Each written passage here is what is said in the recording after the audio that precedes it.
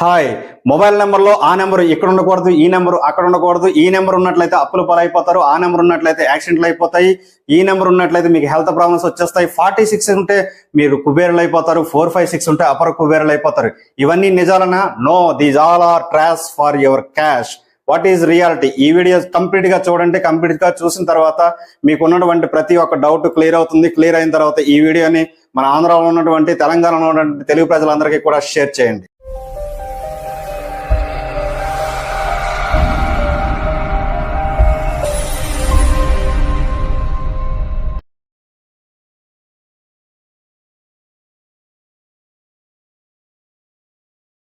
Hi, welcome to cosmic numerology. నేను మీ Nishant, astro numerologist. ఈ రోజు మన టాపిక్ ఏంటంటే, ఒక లక్కీ మొబైల్ నెంబర్ని ఏ విధంగా డిసైడ్ చేసుకోవాలి, ఏ విధంగా సెలెక్ట్ చేసినట్లయితే మనకి అదృష్టం అనేది కలిసి వస్తుంది అనే విషయాన్ని తెలుసుకుంటాము. దానితో పాటుగా మనకి 46 నెంబరు, అదేవిధంగా 456 నెంబర్స్ కూడా మనకు చాలా పాపులర్ అయ్యాయి కదా ఈ మధ్య యూట్యూబ్ లో. సో అవి ఎంతవరకు మంచివి, ఎంతవరకు చెడ్డవి అనే విషయాలు కూడా మనం తెలుసుకుంటాం అనమాట. అయితే చాలా మంది కస్టమర్స్ కానీ వ్యూవర్స్ కానీ నన్ను అడిగింది ఏంటంటే, సార్ బోర్డు పైన ఎక్స్ప్లెయిన్ చేస్తే సరిగా కనిపించడం లేదు, సో అందువల్ల ఎడిట్ చేయడానికి ప్రయత్నించండి అని చెప్పారు. సో తప్పనిసరిగా అలాగే చేద్దామండి. కాకపోతే వీడియో అనేది బోర్డు పైన ఎక్స్ప్లెయిన్ చేయడం కంటే కూడా ఎడిటింగ్ చేసి ఎక్స్ప్లెయిన్ చేయడం అనేది చాలా కష్టమైన పని అనమాట. అయినప్పటికీ చేస్తాను. సో మీరందరూ కూడా చాలా బాగుంది అని చెప్పి మీరు కామెంట్ పెట్టినట్లయితే నాకు కొంత ఎంకరేజ్మెంట్ అనేది వస్తుంది. ఇంకా ఫర్దర్గా కూడా చేసే వీడియోలన్నీ కూడా నేను ఎడిట్ చేసి అందించడానికి ప్రయత్నిస్తాను.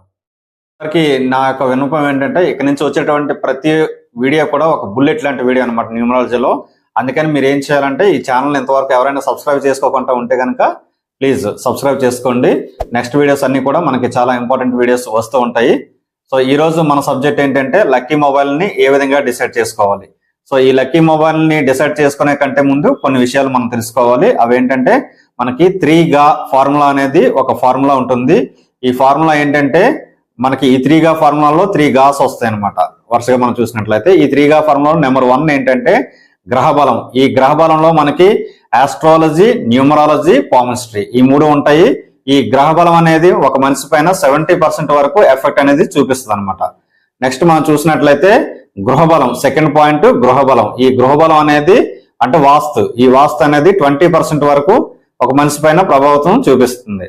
అలాగే మనకి థర్డ్ పాయింట్ వచ్చినప్పటికి గుణబలం. ఈ గుణబలం అనేది 10% వరకు, అంటే క్యారెక్టర్, ఒక మనిషి యొక్క క్యారెక్టర్ అనేది థర్డ్ పాయింట్. ఈ థర్డ్ పాయింట్ ఏంటంటే మనకి ఒక 10% వరకు మనకి ఎఫెక్ట్ అనేది చూపిస్తుంది.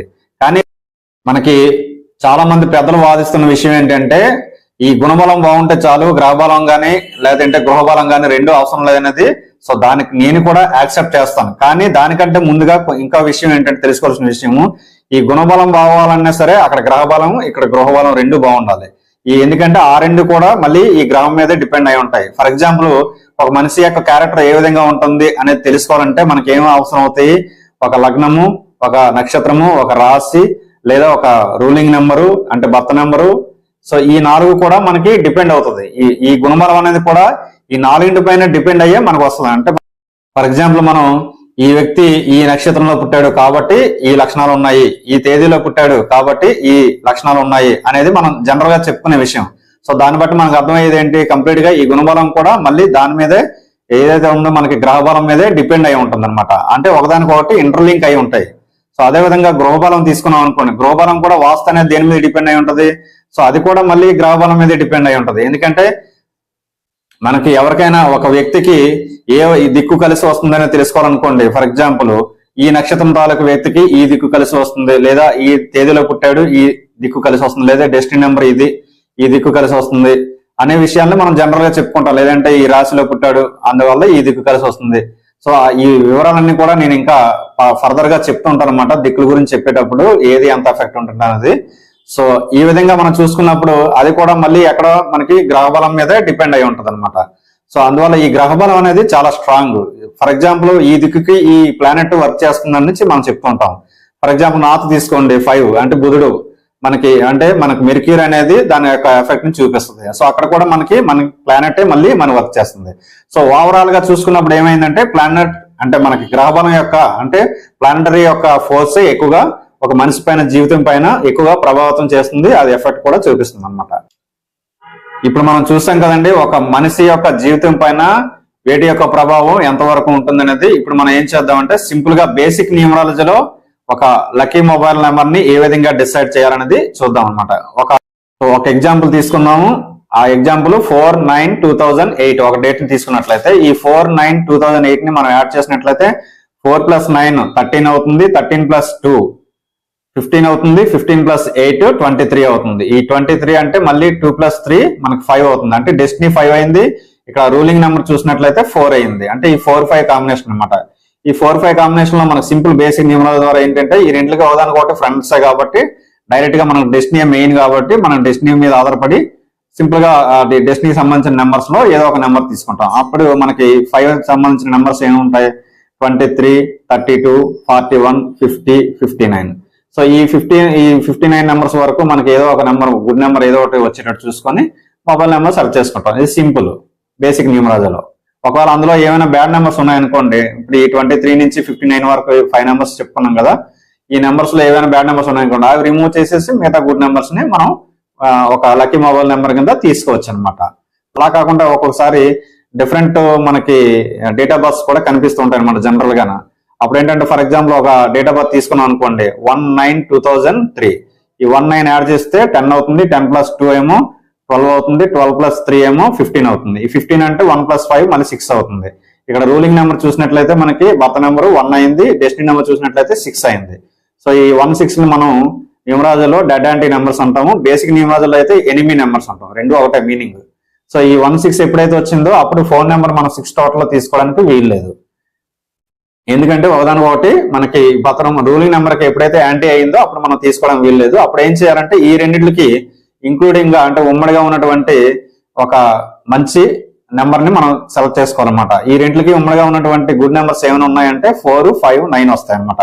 ఈ 4, 5, 9 వచ్చినప్పుడు మళ్ళీ ఈ మూడింటిలో గుడ్ నెంబర్స్ ఏమైనా చూసుకోవాలి. ఇక్కడ చూసినట్లు అబ్జర్వ్ చేసినట్లు 4 అనేది కొంచెం యావరేజ్, 9 అనేది కొంచెం మంచిది. ఈ మూడింటిలో కూడా టాప్ నెంబర్ ఏముంటుందో 5 అనమాట. ఈ 5 అనేది ఇక్కడ రూలింగ్ నెంబర్ 1 కి అలాగే డెస్టినీ నెంబర్ 6 కి కూడా సూపర్ గుడ్ నెంబర్ అనమాట. సో అప్పుడు మనం ఏం చేస్తామంటే ఈ 5, 9 నెంబర్స్ లో కూడా మనం తీసుకోవచ్చు. అప్పుడు 5 కి ఎక్కువ ప్రియారిటీ ఇస్తాము. సో 5 టోటల్ చూసినట్లు బ్యాడ్ నెంబర్స్ ఏమి ఉండవు కాబట్టి 5 టోటల్ నెంబర్స్ లో ఉన్న నెంబర్స్ ని ఏ నెంబర్ అయినా మనం తీసుకోవచ్చు. అలాగే 9 టోటల్ చూసినప్పటికి ఏంటంటే మనకి 18, 27, 36, 45, 54 ఇలా వస్తాయి కదా. మనకి 18 కొంచెం బ్యాడ్ నెంబర్ ఎలాగోను, అలాగే 36 కొంచెం యావరేజ్ నెంబరు, అలా 45 average number. So 54 top number, 27 కూడా టాప్ నెంబర్. ఇవి మనకి టాప్ నెంబర్స్ ఏమున్నాయి అందులో మనం ఫోన్ నెంబర్ అనేది తీసుకోవచ్చు అనమాట. సో ఈ విధంగా మనం చూసుకొని ఒక ఫోన్ నెంబర్ ని డిసైడ్ చేసుకుంటాం బేసిక్ న్యూమరాలజీలో.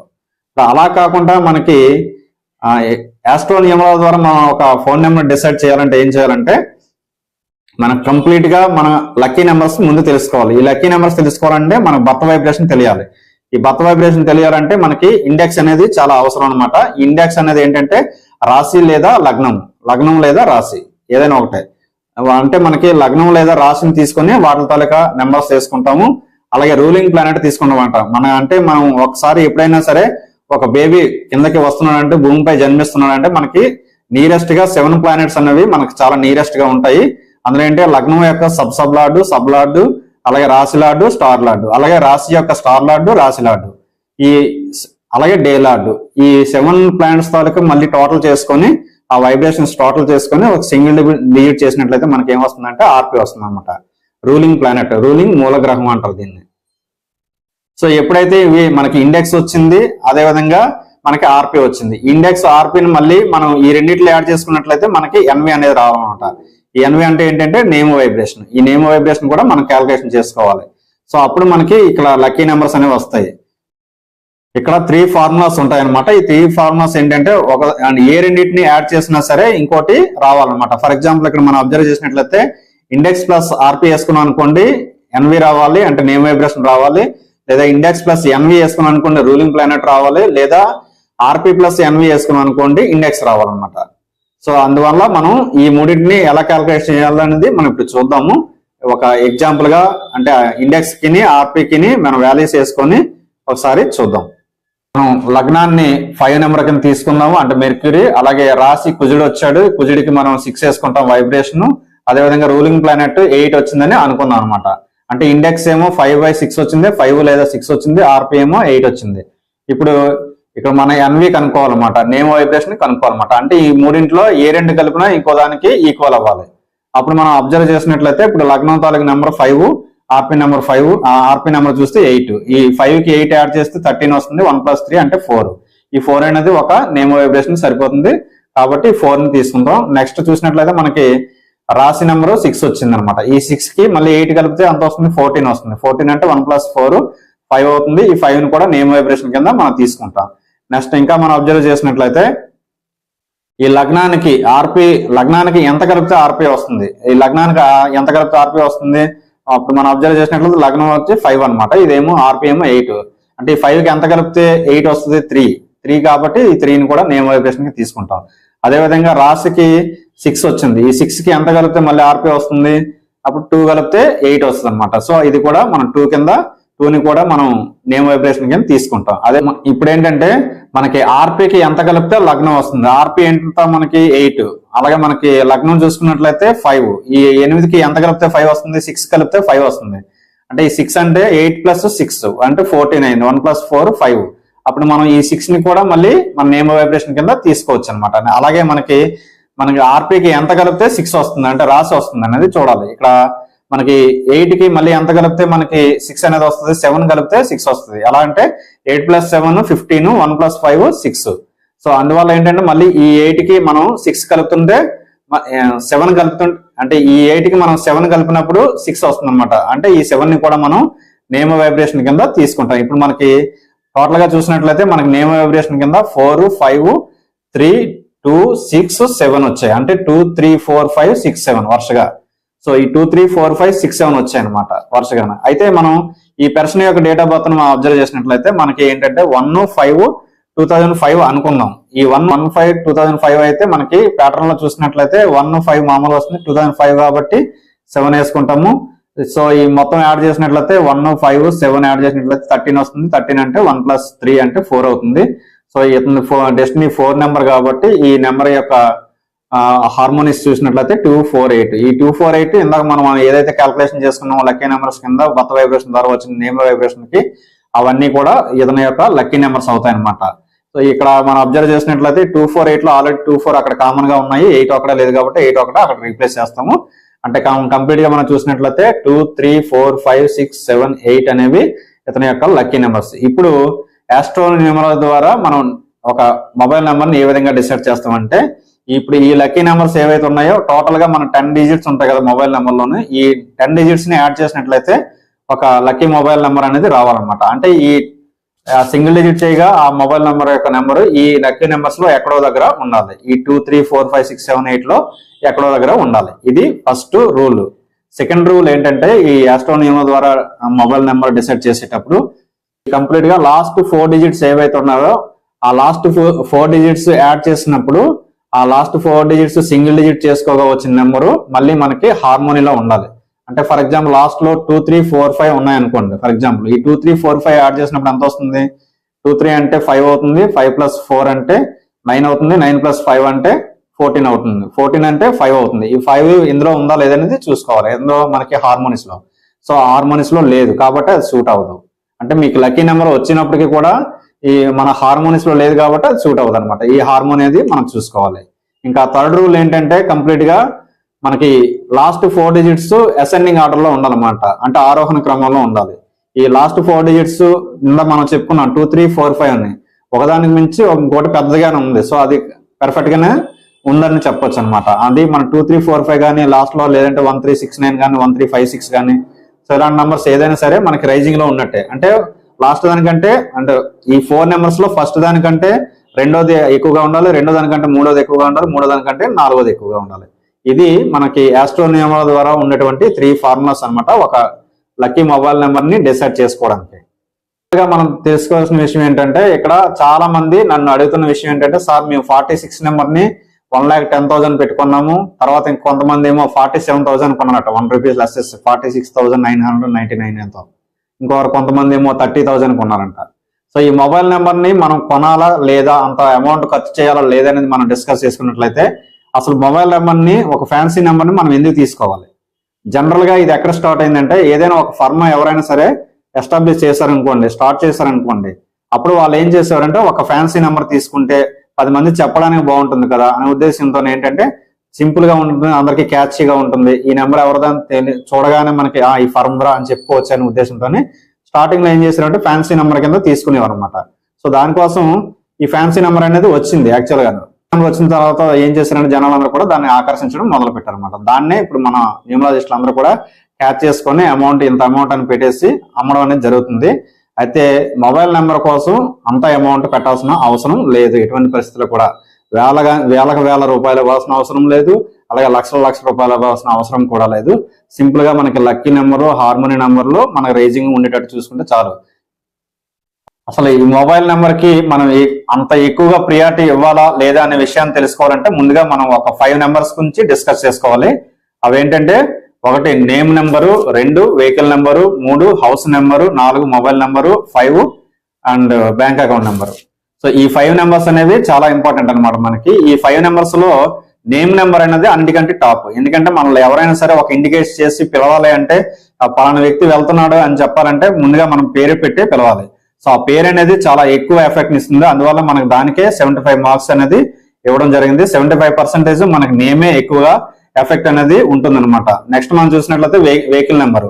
ఈ వెహికల్ నెంబర్ చూసినట్లయితే మనకి ఈ వెహికల్ నెంబర్ నెక్స్ట్ ని ఎందుకంటే అంత ప్రియారిటీ ఇచ్చాను, మనకి వెహికల్ నెంబర్ అనేది డిస్ప్లే అవుతుంది, అదే విధంగా మన ఫేస్ కూడా అక్కడ రివీల్ అవుతుంది. ఫర్ ఎగ్జాంపుల్ మనం ఒక వెహికల్ పైన వెళ్తున్నాం అంటే అక్కడ మన ఫేస్ కనిపిస్తుంది, అక్కడ వెహికల్ నెంబర్ కూడా కనిపిస్తుంది. సో ఆ రెండు ఎప్పుడైతే డిస్ప్లే అవుతున్నాయో దానికి ఎక్కువ ప్రియారిటీ ఇచ్చాను అనమాట. అందుకనే నేను సో ఈ వెహికల్ నెంబర్ అనేది 10% వరకు మనకి ఎఫెక్ట్ అనేది ఉంటుంది అనమాట. నెక్స్ట్ మనం చూసినట్లయితే హౌస్ నెంబర్. ఈ హౌస్ నెంబర్ కూడా మనకి హౌస్ పైన డిస్ప్లే అవుతుంటది. సో ఈ హౌస్ నెంబర్ కూడా మనం 5% ఇవ్వడం జరిగింది. అలాగే మొబైల్ నెంబర్ కూడా మనం 5% ఇవ్వడం జరిగింది. అంటే ఎల్లప్పుడూ మనతో ఉంటుంది కాబట్టి ఈ మొబైల్ నెంబర్ కూడా మనం 5% ఇవ్వడం జరిగింది. ఇంకా మన బ్యాంక్ అకౌంట్ నెంబర్ చూసినట్లయితే మనం ఎప్పుడు మనీ అనేది ఎక్కువగా దాంట్లోనే ట్రాన్సాక్షన్ చేస్తూ ఉంటాం కాబట్టి సో దానికి కూడా మనం ఒక 5% ఇవ్వడం జరిగింది. సో ఈ టోటల్ గా మనం ఈ 5 నెంబర్స్ అబ్జర్వ్ చేసినప్పుడు మొబైల్ నెంబర్ ఉన్నటువంటి పర్సెంటేజ్ ఎంత అంటే మహా అయితే 5%. దానికోసం మీరు వేల కొలది లక్షల కొలది డబ్బులు వెచ్చించి మీరు ఫోన్ నెంబర్ కొనడం అనేది అంత కరెక్ట్ కాదు.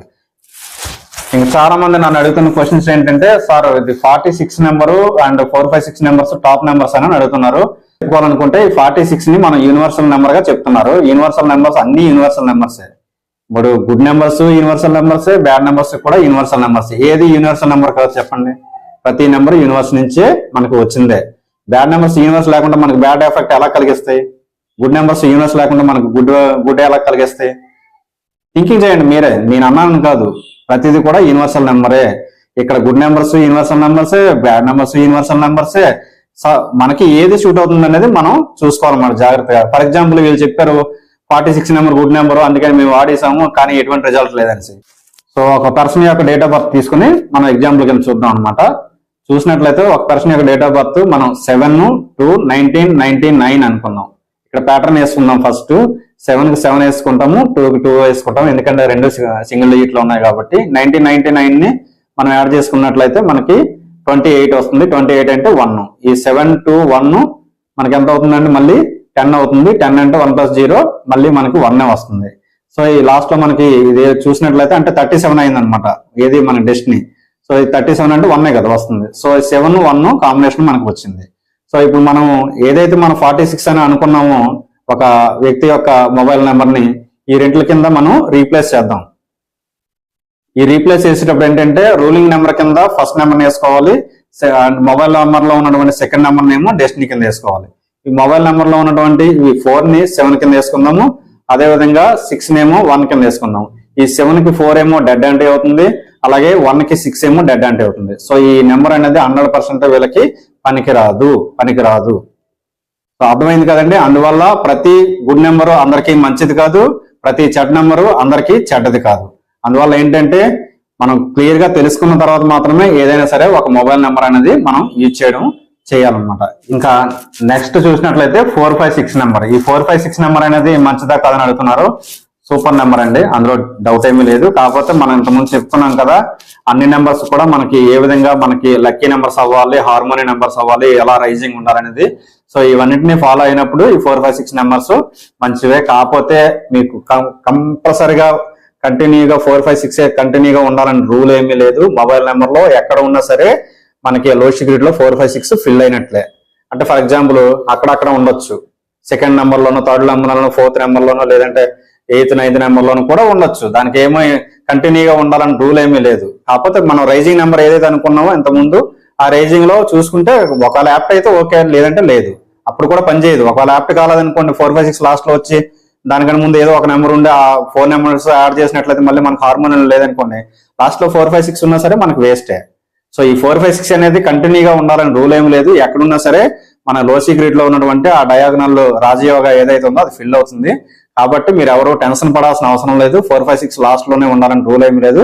ఎక్కడున్నా సరే మనకి అది యూజ్ అయినట్టే లెక్క అనమాట. అందుకనే మీరు వరి అవ్వకుండా మీరు మా దగ్గర నేమ్ కరెక్షన్ చేసుకున్నట్లయితే ఆ ఫీజులోనే మీకు మొబైల్ నెంబర్ ఏ విధంగా సెలెక్ట్ చేసుకోవాలని మేము ఫ్రీగా చెప్తాము. దాన్ని బట్టి మీరు ఈజీగా తీసుకోవచ్చు.